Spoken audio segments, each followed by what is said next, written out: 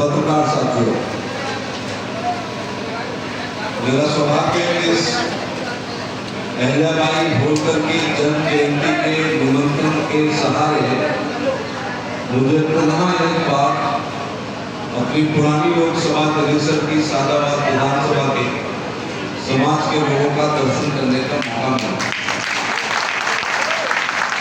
ये वो विधानसभा है, ये पुरानी वो लोकसभा है जिन्होंने लगातार 3 बार इस इलाके से एमपी बनाने का काम किया था।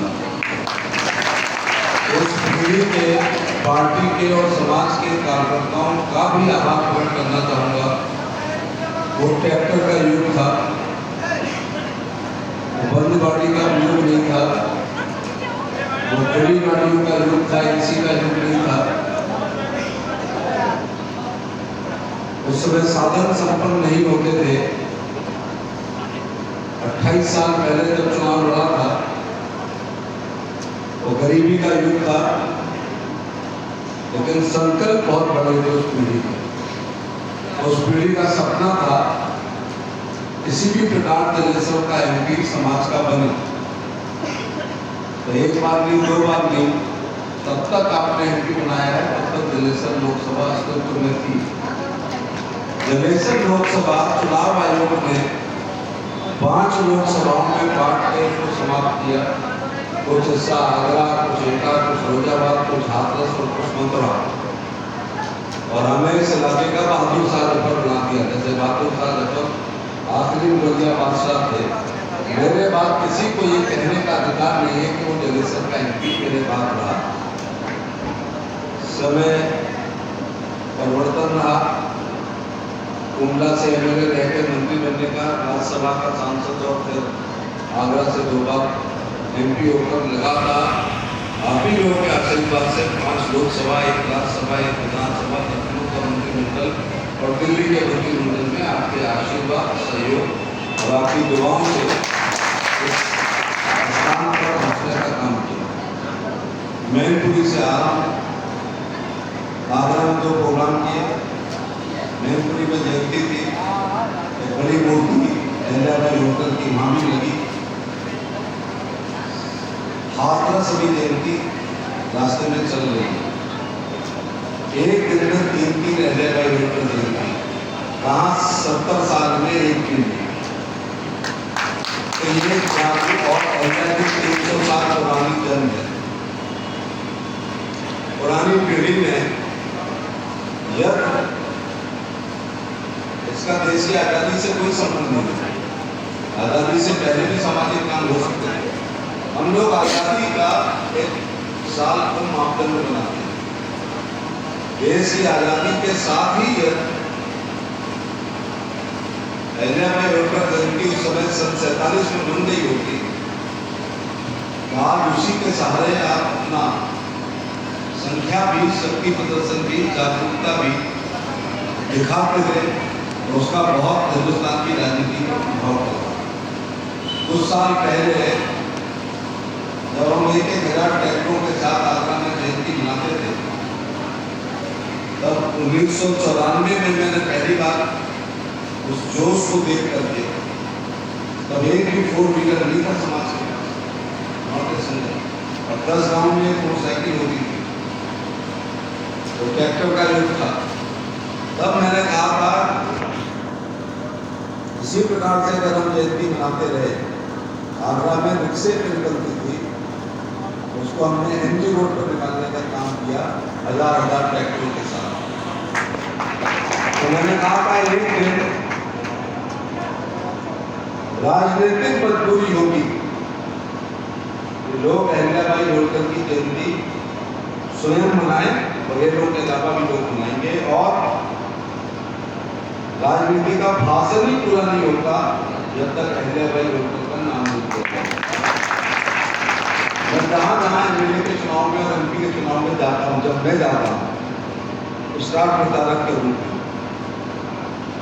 तो पंडित दीनदयाल उपाध्याय, श्यामा प्रसाद मुखर्जी, भारत माता की फोटो रहती है, तो एक कोने पर मेरी उपस्थिति में अहिल्याबाई होलकर की भी राजनीतिक फोटो होती है जिस पर माल्यार्पण करके हम राजनीति का 4 दिन से अगर आप फेसबुक देख रहे होंगे तो देश का कोई भी ऐसा नेता नहीं है जिसने अहिल्याबाई होलकर की बधाई शुभकामनाएं पुण्यतिथि की अपनी फेसबुक पर पोस्ट ना की। और ये जो है आपको टोला जनेसर सादाबाद निलोनी सोनो गोकुल गोवर्धन मार्ग छाता भाव फतेहाबाद कैलागढ़ दयालबाग सिकरी, यहाँ तो जो प्रधानी का बंद बना रहा है उसने भी अपनी आईडी से अहिल्याबाई होलकर की जयंती की शुभकामनाएं आपको देने का काम किया। वो बात सच है नहीं है? और जागरूक हो जाओगे। अब 108 गाँव में सादाबाद रहते हो, एक ही गांव आ जाए तो भर देगा, एक ही गांव आ जाए, चाहे वो डीजलपुर आ जाए, चाहे वो पता निकला आ जाए, चाहे वो नशा देवा आ जाए, एक ही गांव आ जाए तो इससे ज़्यादा भीड़ हो। और मेरा भीड़ से कोई संबंध होता नहीं, क्योंकि हिंदुस्तान की सबसे बड़ी जयंती मना चुके हैं। कुछ लोग गए होंगे पिछले साल एक जून को आगरा, वो भीड़ के मामले में हिंदुस्तान की सबसे बड़ी जयंती हो चुकी है। वो डिसिप्लिन के मामले में भी सबसे अच्छी जयंती हो चुकी है। वो अच्छी व्यवस्थाओं के लिए भी सबसे अच्छी जयंती हो चुकी है। और मंच पर उससे बड़े नेता दोबारा इकट्ठे मुश्किल में होंगे। भारत के उपराष्ट्रपति महोदय आपकी जयंती में आए, उत्तर प्रदेश के मुख्यमंत्री आपकी जयंती में आए, हरियाणा के राज्यपाल आपकी जयंती में आए, महाराष्ट्र के स्पीकर साहब आपकी जयंती में आए, गोवा के पूर्व उप मुख्यमंत्री जो समाज के हैं वो आपकी जयंती में आए, मध्य प्रदेश में 2 ही एमएलए हो गए, लाखन सिंह पटेल और राधे लाल दोनों आपकी जयंती में आए, अयोध्या प्रताप जो 4 बार एमएलए मंत्री हैं वो आपकी जयंती में आए, और जो नहीं आए वो डर के मारे नहीं आए। वो डर के मारे नहीं, कुछ रास्ते से लौट गए। मंच पे स्थान है या नहीं है, भाषण होगा या नहीं होगा, पहले कंफर्म करो, मुकुट हमको बनाया जाएगा नहीं जाएगा। जो बराबरी में प्रोटोकॉल मानता है वो जिंदगी में कभी आगे बढ़ नहीं सकता। और प्रोटोकॉल मानते तो मैत्री बहुत दूर थी, अब यहाँ और यहाँ हाथ लगा। बल्कि कुरसंडा वाले भी कुछ आए थे रास्ते में, कि कुरसंडा में भी, तो मैंने कहा कि आप सादाबाद आओ, आप कुरसंडा में करोगे तो सादाबाद की भीड़ को और कम करोगे। तो बधाई आपको, जो भी हमारे अध्यक्ष हैं रोशन लाल जी, संयोजक हैं, और ओम प्रकाश जी, आपको बधाई। जो मंच होता, माला होती, माइक होता, मूर्त होता और आप न होते तो जयंती फेल हो जाती। मैं एक अनुरोध करना चाहूँगा, विचारों में परिवर्तन आता है अच्छे भाषण से। शोभा यात्रा परेशान करती है जनता को, आप मेरी बात से सहमत हैं? और अहिल्या जी मई में पैदा हुई है तो 44, 45, 46, 47 डिग्री होता है। यदि आप मेरी बात से सहमत हो तो एक जगह इकट्ठा हुआ हो, जयंती निकालने की जगह वो झांकियाँ निकालना, डांस करना, 10 का नोट यहाँ लगेगा, बैंड वाला नाचते हुए आएगा, सब महापुरुषों की जयंती भी शोभा नहीं देगा। एक जगह एकत्र होइए आकर और वहाँ पर फिर भाषण हो, माल्यार्पण हो, वृद्धजन सम्मान समारोह हो, मेरिटोरियस बच्चों का जो आपने सम्मान किया है वो सम्मान हो। आप मेरी बात से सहमत है? अगर आगरा में हम शोभा यात्रा निकाल देते तो आगरा का क्या हाल होगा? 22 जगह पार्किंग हुई है। कोठी मीना बाजार में सम्मेलन की पार्किंग के लिए कम पड़ रहा है तो सोचो लोग कितने थे, और आप सबका उसमें सहयोग था। ये मेरा ऐसा अनुरोध है। जयंती में कहीं से पत्थर आ गया, कानून व्यवस्था के साथ जयंती में कोई गलत नारा लग गया, कानून व्यवस्था के जयंती में कोई शराब पी के घुमाने लगा, मोटरसाइकिल के स्टंट करने लगा या ट्रैक्टर के, कानून व्यवस्था की प्रॉब्लम हो गई। जयंती में किसी का अपमान हो गया, कानून व्यवस्था। जयंती में रास्ते में कोई गाली गलौज हो गई, पूरा कार्यक्रम था। आप मेरी बात से सहमत हो रहे हैं? इसलिए एक जगह जैसे हम इकट्ठा करते हैं, कहाँ पर दूर तो जाना पड़ता है, 3 किलोमीटर पैदल चलवाते हैं आजकल आप, लेकिन इस बातों में हम भी जयंती करने जा रहे हैं। एक जगह इकट्ठा करेंगे, वरना तो जाम भी बोलेगा कई दिन तक अगर हमने उसको निकाल दिया शोभा यात्रा को। इसलिए जनता को भी दिक्कत ना हो, किसी को परेशानी ना हो। एक जगह आप करेंगे तो ज्यादा उन्नति की भी दिक्कत की होती है। जब नई नई शोभा यात्रा निकालते हैं तो एक शासन देश हो गया है कि नए जुलूसों को कोई परमिशन नहीं मिलेगी। और विद्वान वक्ताओं को लाभ किसी भी समाज के, और मेरा ये भी अनुरोध है कि बघेल माता मत बनाना है। एक पार्टी के लोगों ने बाबा साहब की जयंती पे किसी दूसरे को घुसने नहीं दिया। वही पार्टी का कब्जा और एक ही बिरादरी का कब्जा, क्योंकि बाबा साहब हम सबके साझा होके मौलिक अधिकार हमको सबको दिए, नीति निर्देशक तो हम सबको दिए, मौलिक कर्तव्य सबको दिए, विचार व्यक्ति की स्वतंत्रता हम सबको दिए, संपत्ति का अधिकार हम सबको दिया, पूजा अर्चना का अधिकार हम सबको दिया। फिर आरक्षण भी बहुत सारी जातियां हैं, तो बाकी कहने लगते हैं जब तुम मना रहे हो तो हमें नहीं बुला रहे, तो फिर तुम महापुरुषों को कद्बंद करो। अहल्या बाई होलकर हो, चंकारी बाई हो, अवंती बाई हो, महेश परशुराम हो, महाराज सूरजमल हो, राणा प्रताप जी हो, राणा सांगा हो, पृथ्वीराज चौहान हो, महेश वाल्मीकि हो, महाराज अग्रसेन हो, बता दिया महेश परशुराम, ये सब हमारे साधा पुरखे हैं। संत काटेकर ये हमारे साधा पुरखे हैं। इन्होंने अपनी अपनी पक्की पक्कू पर केवल काम नहीं किया है, इन्होंने देश व्यापी काम किया है, इन्होंने समाज के लिए काम किया है।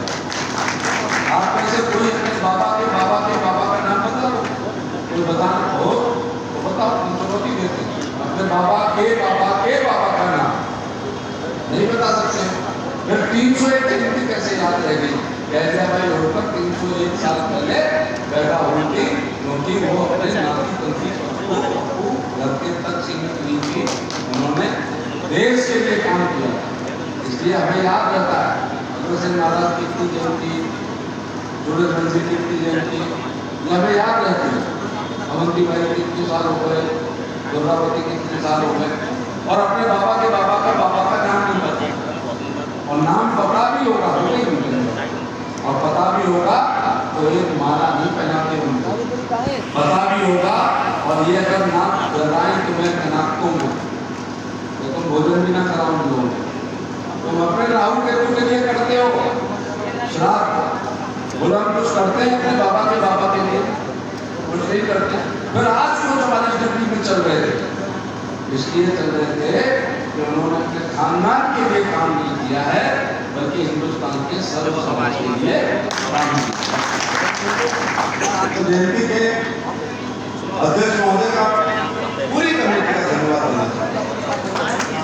जो जात वर्ग क्षेत्र धर्म, और हमारे लिए तो बहुत व्यस्तता के दिन आने वाले हैं। पहले 2-3 जगह बनती थी, चले जाते थे साल में 2 दिन।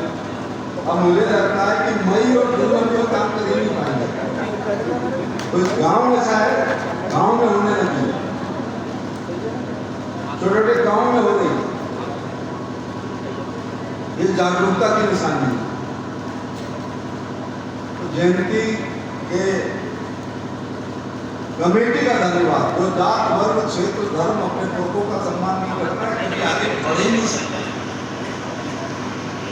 जयंतियों से जागृति आती है, आई थोड़ी बहुत आती है, जागृति से सोच बदलती है, सोच से संघर्ष करने की क्षमता पैदा होती है, और संघर्ष से तो हमेशा सत्ता मिलती है,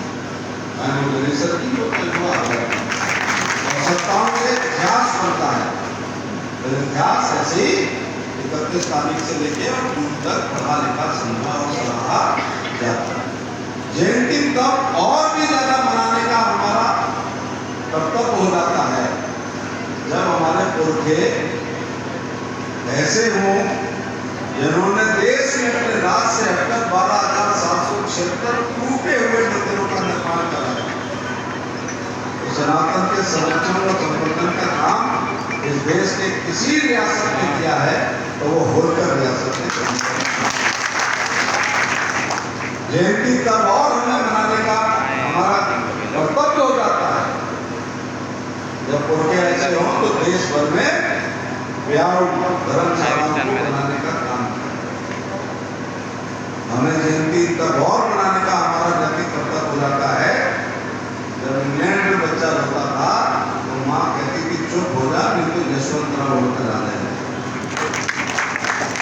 इसलिए आप बुला रहे हैं, इसीलिए मैं आया हूँ। एक दिन में 3 दिन जिम्मे कर रहा हूँ और जयंती इसलिए और मनाने का हमारा कर्तव्य बन जाता है, ये हमें विरासत में नहीं मिला है दास। वो शेर है ना कि जब से मैं चला हूँ मेरी मंदिर पर नजर है, नामों ने कभी मील का पत्थर नहीं देखा, और ये फूल मुझे जो ही विरासत में नहीं मिले, तुमने मेरा कांटों भरा बिस्तर नहीं देखा। तो क्या कांटों भरा बिस्तर था? इस देश के सभी राजा नियम है, यहाँ द्वापर से, सतयुग से, त्रेता से, कलयुग से एक नियम है कि रानी के पेट से पैदा होने वाला ज्येष्ठ पुत्र ही राजा बनेगा। सभी बने 542। इसलिए जयंती और मनानी चाहिए कि हम रानी के पेट से पैदा होने वाले राजा नहीं है।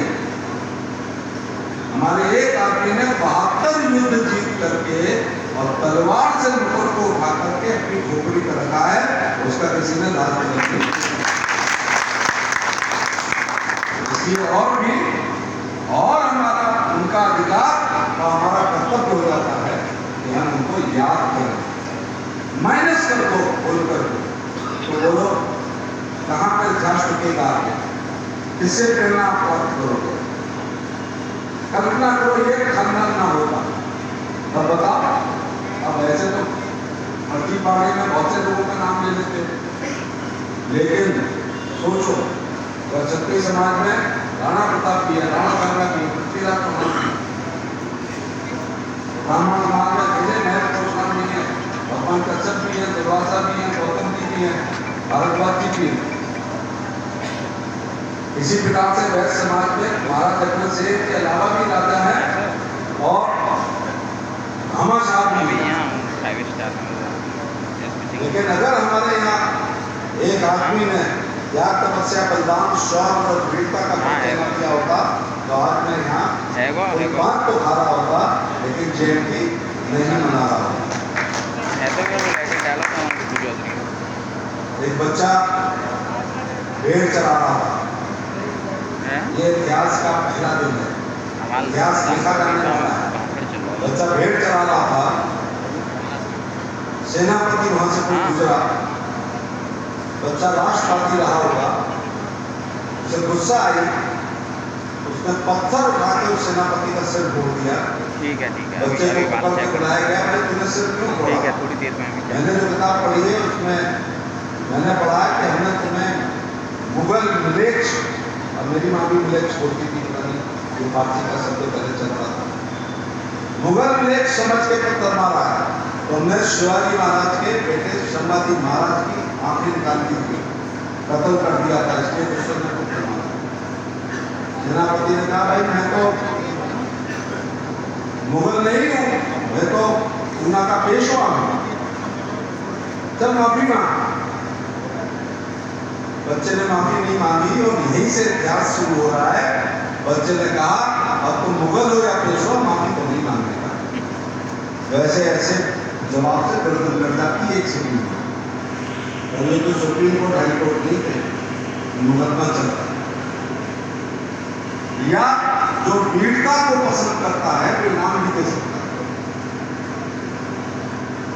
राजा को अच्छा लगा कि एक बच्चा निर्भीकता से जवाब दे रहा है कि माफी नहीं मांगेंगे, तो ये लंबी देश का घोड़ा है, ये काम आएगा। पूछा कि फौज में भर्ती होगा क्या? आज के समाज की तरह तनख्वाही नहीं कुछ होगी, युद्ध से डरा नहीं होगा, और भी कोई चीज नहीं मांगी होगी कि मरने के बाद तेरे बाप का ख्याल रखोगे या नहीं रखोगे। बच्चे ने भेड़ों को होल गांव की तरफ हाँक दिया और फौज में भर्ती हो गई। अब यहाँ कुछ प्रेरणा लो, बच्चे ने रिस्क ली। तभी मैं कहता हूँ no risk no gain, high risk high gain. कोई रिस्क नहीं लोगे तो कुछ नहीं जीवन में मिलेगा, और जितनी बड़ी रिस्क लोगे उतना कुछ मिलने की संभावना होगी। मैं आपको प्रशंसा किए या नहीं खड़ा हूँ, लेकिन जो सीख लो, आप ही अकेले एक परिवार हो, यही अकेला इंडिया जी का वंश है, जिसके एक आदमी को एक बहुत बड़े राजनीतिक वंश से 4 बार चुनाव लड़ने का सौभाग्य प्राप्त हुआ है, इसको मैं दुर्भाग्य नहीं कहता। एक पार्टी ने कहा लो मैं अखिलेश यादव से जाकर चुनाव लड़ूंगा, रिजल्ट जो भी रहा हो 3 महीने बाद का जाओ उसकी पत्नी से विपल यादव से जाकर लड़ो। सरकार में जब 20-20 कैबिनेट मंत्री होते थे,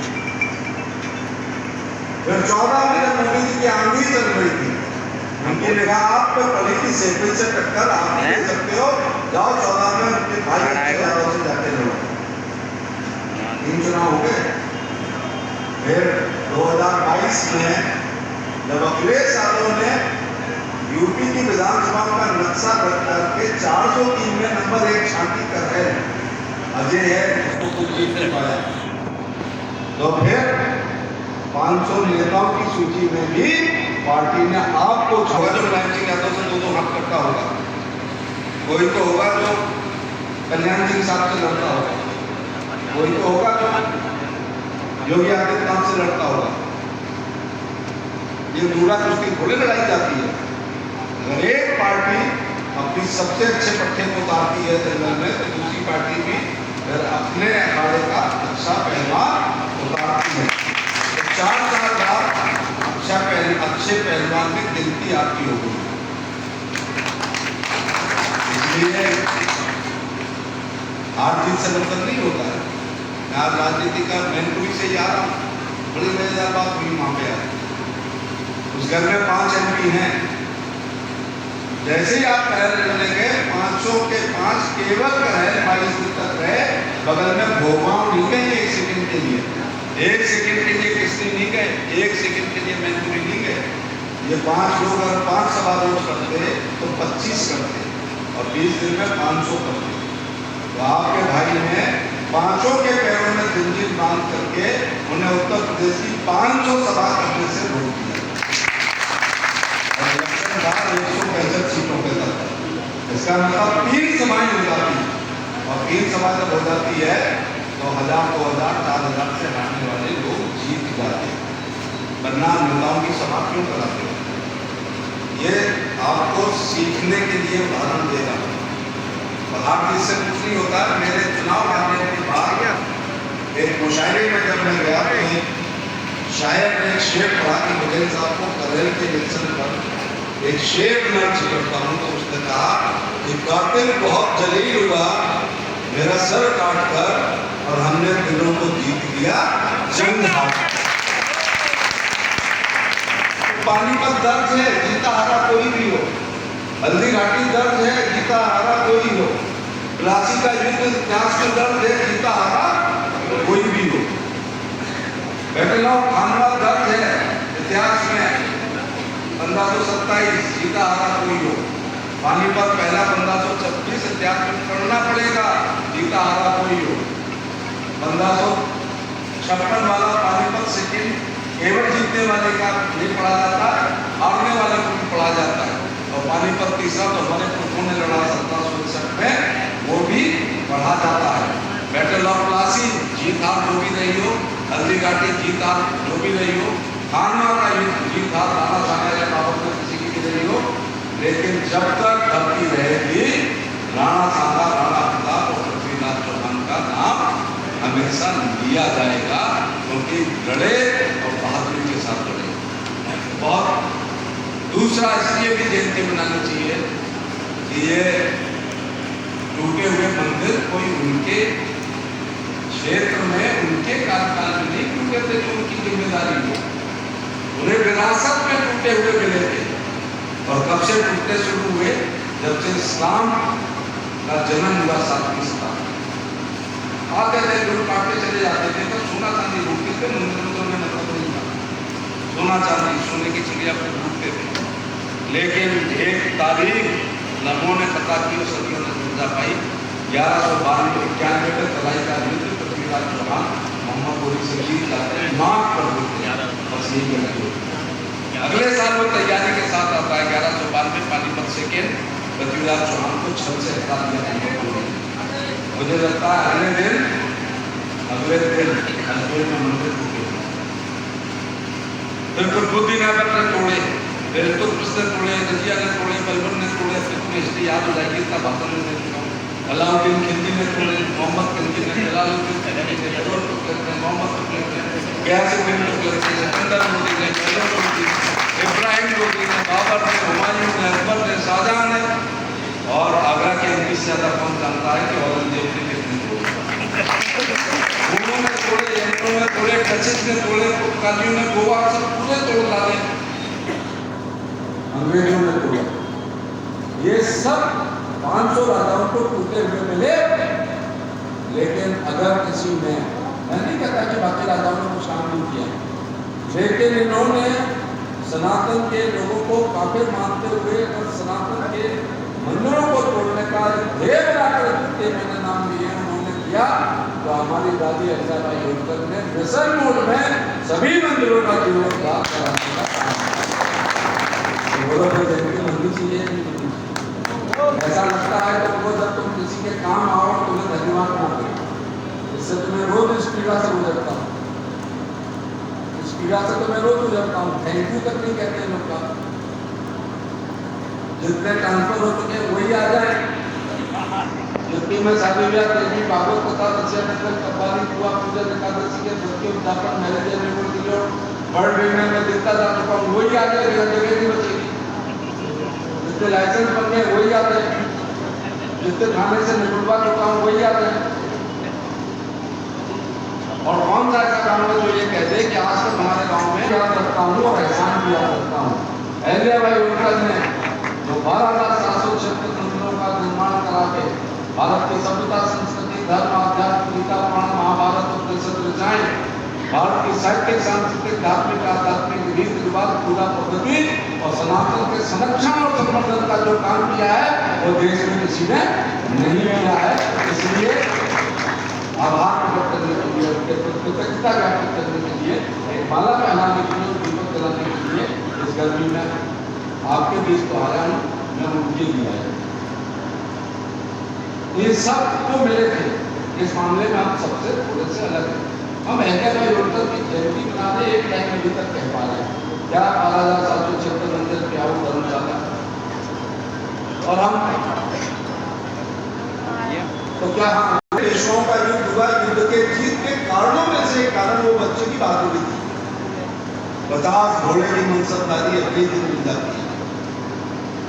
फिर 62 युद्ध हुए, आपने बाजीराव मस्तानी देखी होगी, उसमें एक डायलॉग है कि पेशवा सारे युद्ध तू जीता, मल्हारराव होलकर तेरी घोड़े की पीठ से पीठ लड़ा करके युद्धों में भाग लेता था और तू इस समय बाजीराव मस्तानी के पैरों में डला है। डायलॉग सुना था, वो मूस वाला मल्हारराव होलकर था। मल्हारराव होलकर की फिल्म नहीं थी, वो फिल्म बाजीराव की प्रेम कथा थी, इसलिए थोड़ा दिखाया है। लेकिन मराठी में 12 फिल्में मल्हारराव होलकर पे बन चुकी है, जो कोई हीरो होते हैं। तो 100 घोड़े 150, 200, 250, 300, 400, 450 होते हुए जो पेशवाओं का सबसे बड़ा पद था, chief of the army staff, जैसे जनरल वीके सिंह साहब रहे, ऐसे मल्हारराव होलकर को पेशवाओं ने फौज का सेनापति बना दिया। तो पत्थर मार के चरवाहा वंश को देश के 542 राजवंश में शामिल कराने वाले उस लड़के का नाम है सूबेदार मल्हारराव होलकर। ये आपको वही पता चल गई थी, चल रही थी कि रानी के पेट थे राजा, तो मल्हारराव होलकर का लड़का खानेराव राजा, फिर मालेराव राजा, फिर तुकोजीराव राजा, फिर शिवाजीराव होलकर राजा, काशीनाथ होलकर राजा फर्स्ट सेकेंड थर्ड होते हैं। Yashwantrao Holkar first, Yashwantrao Holkar second, Yashwantrao Holkar third. देखिए आपसे निवेदन है कि आप माता की फोटो को देते हैं। अब अहिल्याबाई होलकर को किसी पहचान की मोहताज नहीं रही है।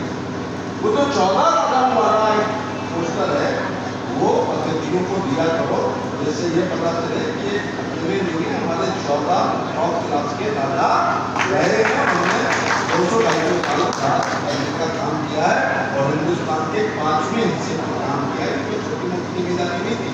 मैं अगर की जिम्मेदारी का नाम नहीं दूंगा तो लोग नाराज हो जाएंगे। ये देश के 5वें हिस्से पर आपने राज करने का काम किया है।